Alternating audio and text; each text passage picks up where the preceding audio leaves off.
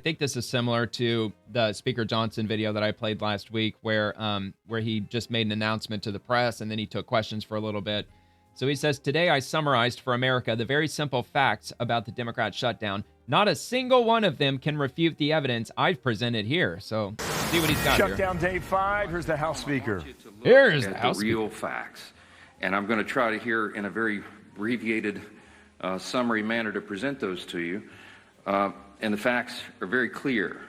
Okay, so the first fact is by way of reminder, how did we get here? Why is Washington tied into a knot right now? Well, I became Speaker almost 2 years ago, and I was frustrated, as most rank and file members of Congress are, frustrated about how Congress really doesn't work that well for the American people. That's why people are frustrated. They never about do. It. We don't spend money responsibly here. We haven't for... Look, and some people might say that's somewhat of a good thing, that there's, you know, like Congress moves as slow as it does. There's often gridlock in Congress, because if things flew through Congress on a regular basis, we would probably have, you know, a federal code that would probably amount to like, what, 2 million pages? We would probably have like 1,876 amendments to the Constitution by now. So it's got its perks, but there's a lot of things that people are very much against when it comes to Congress and how they just don't move on very pressing issues when they need to. Many years. And the reason for that is because typically for the annual funding of the government, it's done in a back room. Literally, there's a deal made by the top 4 leaders in Congress, and that's hoisted upon the members, usually at the end of the year, right before a holiday, in an omnibus spending bill. Sometimes the bills are thousands of pages long, and it's always said that few members have fully read it or understood it. That's largely true because they weren't involved in the process. So when I became Speaker, I've been doggedly determined to make this House and the Senate work again, to do right by the American people, to get the process, to rebuild the muscle memory, to get back to the way it is supposed to work. And what does that mean? It means that Congress is supposed to carefully deliberate over 12 separate appropriations bills every year. Why? Because we divide the spending of the taxpayers' funds into 12 categories so that everybody can go through that. And all the elected members, the duly elected representatives of the people, can come here and have a debate and a discussion. Government's way too bloated. We do that through the Appropriations Committee, they're the specialists on it, the members of the House and Senate who work on it around the clock, 365, every day of the year.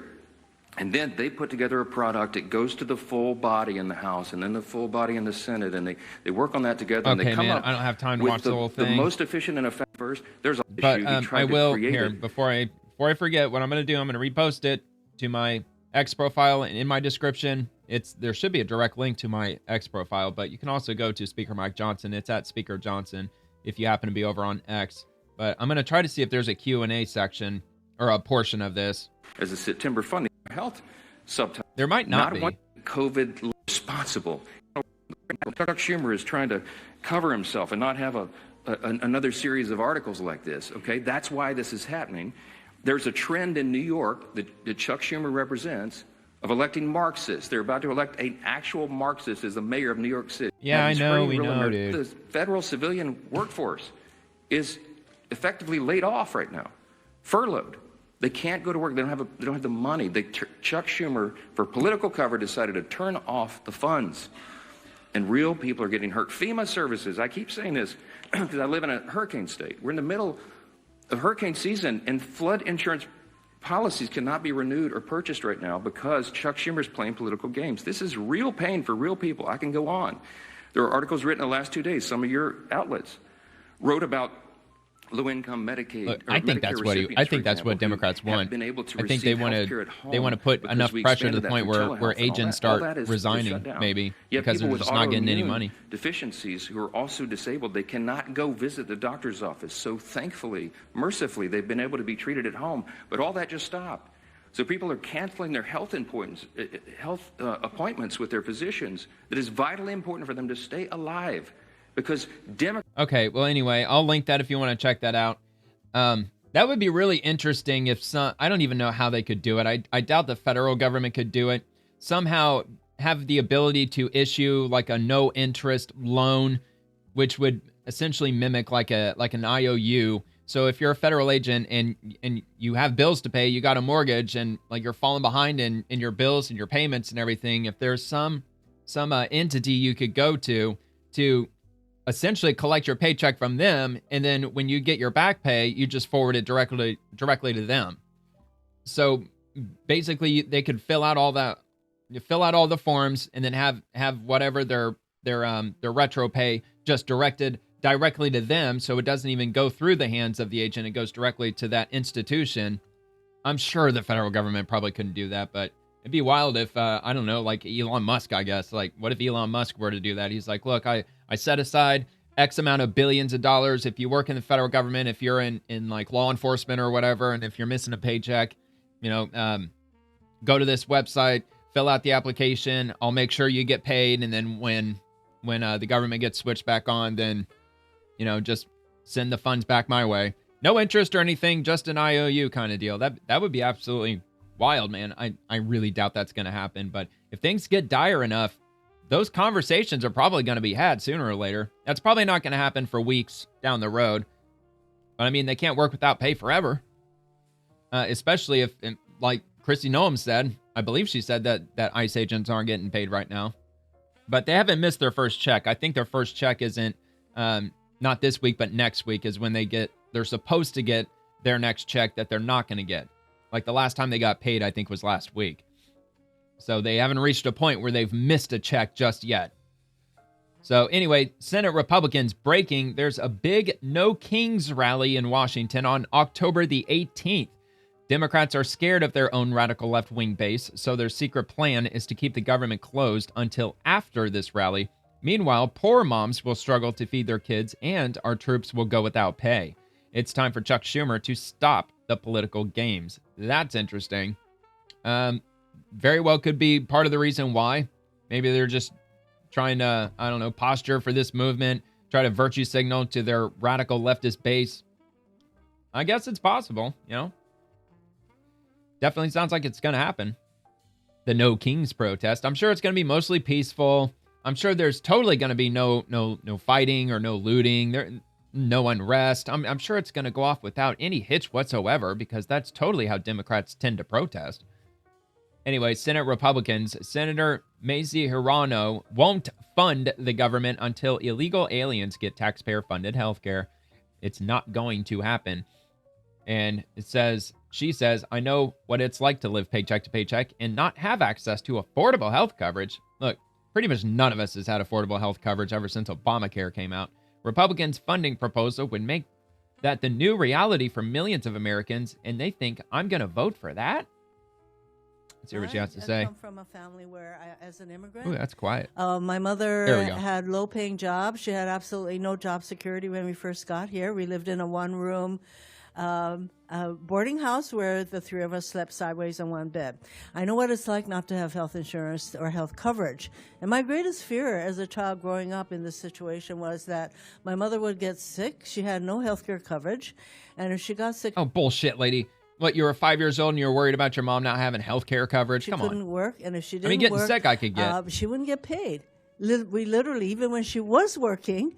I tell you all this because I think it's really important for those of us who sit here making these decisions to understand what it's like for American people not to have this basic kind... All right, whatever. This is all opinionated. It's just nonsense. I'll repost it if you want to look at that, but I'm going to skip past that. I thought she was going to go through something that the Democrats are looking to, I don't know, work with. Apparently not. It's just, well, back in my day when I was growing up, we had healthcare coverage and then. All right. Rep. Stephanie Bice. Today is October 6th. House Appropriations GOP has passed all 12 appropriations bills out of the committee, and the House GOP has fully funded the government with a clean, simple CR. What are the Democrats doing? Playing games and supporting a government shutdown. All right. And Rep. Nicole Maliotakis' office thanks CNN for clarifying that Democrats indeed shut down the government so illegal immigrants can receive taxpayer-funded health care. Schumer shutdown. Uh-oh. Again, the health care money goes to... Oh my God, dude. Holy shit, man. See, she got back at me for criticizing her. She was speaking too damn quiet in my volume went fucking haywire. My apologies. Reimburse hospitals who give emergency care to illegal immigrants. Yes. I understand. All right, here, let's do this again. Again, the healthcare money goes to reimburse hospitals who give emergency care to illegal immigrants. Yes. I understand, but just so people understand, the money goes to the hospitals. It doesn't go directly to the illegal immigrants. I do. It doesn't fucking matter. That's not the question. That's not what we're arguing over. We're arguing that our taxpayer dollars are being funded for health care of illegal immigrants. I mean, that was a pretty stupid thing to say. Well, so just to be clear, that the money's not going directly into the hands of the illegal immigrants for them to pay their health care. No, it doesn't have to. That's not the point. Nobody on the Republican side even mentioned or even suggested that in the first place. All right, GOP. From President Donald J. Trump on this Truth Social. Democrats have shut down the United States government right in the midst of one of the most successful economies, which is probably also why they did it, including a record stock market that our country has ever had. This has sadly affected so many programs, services, and other elements of society that Americans rely on. However, with the stock market still roaring ahead, it just goes to show that the rich, they're not affected by a shutdown in any way, shape, or form. Anyway, and it should not have happened. I'm happy to work with Democrats on their failed healthcare policies or anything else, but first they must allow the government to reopen. In fact, they should open our government tonight. I wouldn't work with them because it's going to be a non-starter for them if illegal immigrants are not getting healthcare. So I wouldn't even entertain it. But I guess everybody's got to come to the table sometime. And government can't be closed for years and years, or could it? All right, Senate Republicans, MSNBC on Joe Ossoff voting to shut down the government. And it's got a quote, so we'll just play. It's only 8 seconds. John Ossoff is the most vulnerable Democrat up for re-election next year, and he seems lock and step with the House Democrats and Leader Schumer on this. All right. Short, not so sweet, but there you go. From the White House, starting another week of the Democrat shutdown, the sombrero just got 10 times bigger. Or as Lee Zeldin said, the sombrero just got 10 inches taller. Way to sugarcoat it. Probably going to be a... Oh, wait, no. I think I could play this. I think I've done this Nobody already. likes Democrats anymore. We have no voters left because of all of our woke trans bullshit. Not even black people want to vote I don't for think us they hit me anymore. with the copyright Even last time Latinos I hate played us. this. So we need new voters.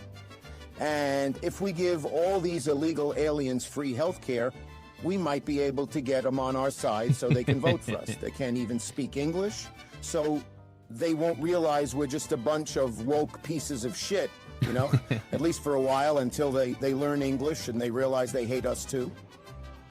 Oh, yeah, man. You know, that's really what's on his mind.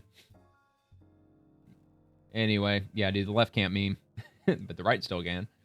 All right, this is One American News. Democrats are putting un-American, unconstitutional ideology over American livelihood. CEO of Hard Asset Management, BMC Ham, Christian Briggs, explains to Riley Lewis 760 that the Dems are putting anti-American ideology such as healthcare for illegals over the welfare of American citizens as the Schumer shutdown continues. Watch OAN. But Take he's a look only at this. one man, so we need people in the House and the Senate, and really the Senate here to get serious. People like Schumer, and your point about AOC, it's taken, but that's kind of the crux of the problem, isn't it, with American politics, is people putting party over country.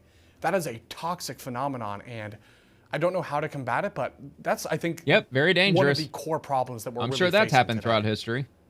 Well, yeah, you're putting ideology, Putting your party ahead over the of country. American livelihood. I mean, think about it. Sounds like a long, when fast, you're dark putting road to communism. ideology at the forefront of the reasoning of the basis that you're making these decisions, that ideology better be pro-America, pro-Americans, pro-business, and it isn't. pro-paychecks. Because if it's not, like in this case, it's not, you're literally hurting. I hesitate again to use some of these stats, but let's just talk about what this economy is going to do if this thing continues. Please. You've got between 62 and 67% of America right now that's living paycheck to paycheck.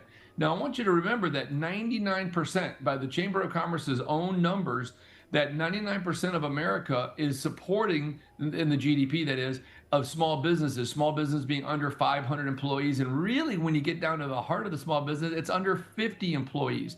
Now, if you consider that 99% of this, the GDP is built and really kind of threshold on that small business, And then all of a sudden, you've got every city in America is being affected. Okay, it's not just Washington, D.C. When you're furloughing federal workers, I can assure you there is a federal worker building in any major city. Okay, yes. So they're being furloughed. So all these small businesses that rely on the breakfast, the lunch, the dinners, the dry cleaners, the gas, the convenience stores, the daycare. Wow. Yeah, when you start to think about that, I think Scott Bessent is extremely right about this. One, the president's on the right side of this trade. We'll call it a trade, if you will. Two, he did say if it goes of any length of time, we're going to have a GDP affected. He's right about that. Trump is a one-man band right now trying to do his very best to shoulder the entire United States economy on one person's ideology, which is Chuck Schumer. And that ideology is not pro-America. No, it is not. Not at all pro-America. And I'm just waiting to see if Trump is going to make the announcement that they're going to start doing permanent layoffs unless the Democrats reopen the government. I'm almost positive that's going to end up happening this week. I know he's preoccupied with the whole Hamas and Israel thing. However, it has to be addressed at some point. U.S. Senator Bill Cassidy, MD. I just voted for the 5th time to end the pointless Schumer shutdown. Republicans voted to pay our troops to fund small businesses to reopen services that Americans rely upon. Democrats said no. Senate Republicans, the Senate Democrats have now blocked our clean bipartisan bill 5 times. Senate Democrats are putting illegal aliens ahead of our troops and American families in need. Yeah, they actually are. Joe Morella, Democrat, the end of the ACA premium tax credit will skyrocket annual premiums. In our community, that means on average of 454%. For a family of 4 making $64,000 a year, we're fighting to keep this tax credit so families aren't priced out of life-saving care. All right, so where's the stats? Where are the sources? Where's the information? Where's the legislation? Where's the proof? Nothing. Nowhere. No fine print. Nothing. There's no source. It's just bullshit. He just yanked it out of his ass. So forgive me for not exactly believing you, dude. And besides, these tax credits, they came out in, I want to say it was in 2021, but regardless, it was during the COVID era. That's why these ACA tax credits exist. They exist to try to alleviate costs for some people with regard to COVID. But last I checked, COVID's kind of over at this point. I get that it's still making its way around the population. COVID, as far as 2021, it's over. So it's time to let this shit expire. It was due to expire in November of 2025, and that's the reason. Because COVID was probably not going to be a massive problem by the end of 2025, and it's not. Chuck Schumer himself, no matter how many times Speaker Johnson keeps repeating his lie about health insurance and undocumented immigrants, it's a lie. It was a lie yesterday. Gaslight, gaslight, gaslight, gaslight. Lie today, lie tomorrow. Democrats are fighting to lower the cost of health care for the American people. Well, I'm not going to get any alleviation of that because I have to get private insurance because I'm just the same as like 85% of all the other Americans or whatever the percentage is. I just know that the majority, if not the vast majority of Americans, we're just stuck with whatever private healthcare we can get. We're not getting free healthcare from the government. Anyway, Rep. August Pfluger, 218,000 federal employees in Texas will be furloughed if Democrats don't end this reckless government shutdown. Let me be clear, Senate Democrats can prevent this if they pass the clean CR that they've already supported 13 times in the past.